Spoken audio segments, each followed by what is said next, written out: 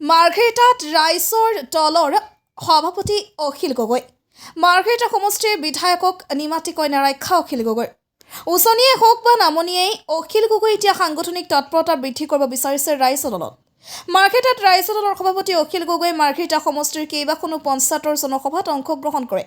এক প্ৰকাৰে সমাগত পঞ্চায়ত নিৰ্বাচনৰ 2026 নিৰ্বাচনত সাংগঠনিক তৎপৰতা বৃদ্ধিৰ প্ৰয়াসত নামি পৰিছে অখিল গগৈ। শিৱসাগৰৰ বিধায়কগৰাকী আজি মাৰ্ঘেৰিটাৰ 4খনকৈ পঞ্চায়ত জনসভাত উপস্থিত থাকে। প্ৰথমে লাকলা জাগুন পঞ্চায়ত সভাত উপস্থিত থকাৰ পাছত সৰ্বোদয় কুমচাই পঞ্চায়ত, টিপং লেখাপানী পঞ্চায়ত আৰু বৰগোলাই পঞ্চায়তৰ জনসভাত উপস্থিত হৈ ৰাইজৰ সৈতে মত বিনিময় কৰে।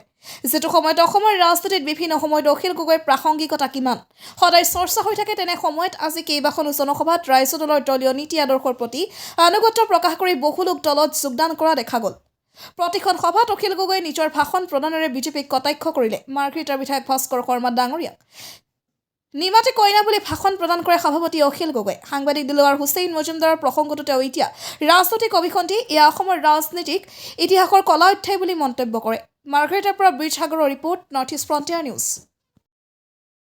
আমি মাৰ্ঘেৰিটা সমষ্টিৰ আজিৰ দিনটোৰ পৰা এটা অভিযান আৰম্ভ কৰিছোঁ যে 2026 চনত অসমৰ আটাইতকৈ নিবুকা চামনি মুখেৰে মাতিব নোৱাৰে, বিধানসভাত এটাও বাক্য নোকোৱা মাৰ্ঘেৰিটা সমষ্টিৰ বিধায়ক ভাস্কৰ শৰ্মাক 2026 চনত পৰাভূত কৰি এই সমষ্টিৰ পৰা পৰাভূত কৰি তেওঁক ইয়াৰ পৰা খেদিবৰ কাৰণে, সমষ্টিৰ ৰাজনৈতিক দায়িত্বৰ পৰা খেদিবৰ কাৰণে আজিৰ পৰা এটা অভিযান চলাইছোঁ।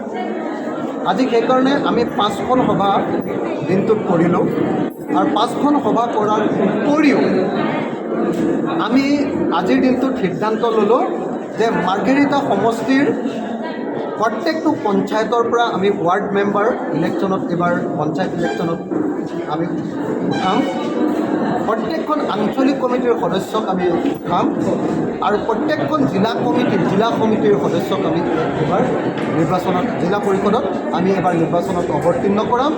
আৰু এইবাৰ যিকোনো প্ৰকাৰে অসমৰ ভিতৰতে আটাইতকৈ নিমাতি কইনা, অসমৰ ভিতৰতে একো কাম নকৰে চিণ্ডিকেট মাষ্টৰ, লোকে কাম কৰে ওপৰতে পইচা লয়, চিণ্ডিকেট মাষ্টৰ ভাস্কৰ শৰ্মাক আমি এবাৰ পৰাভূত কৰিবৰ কাৰণে আজিৰ পৰা অভিযান আৰম্ভ কৰিছোঁ। প্ৰত্যেক মাহতে আৰু 12 মাহ আছে ইলেকশ্যনলৈ, 12 মাহত মই 12 দিন আহিম, মাজত কেইদিনমান থাকিও যাম, যাতে প্ৰত্যেক মাহতে আহি তেওঁক আমি পৰাভূত কৰিব পাৰোঁ, তাৰ কাৰণে কাম আৰম্ভ কৰিম।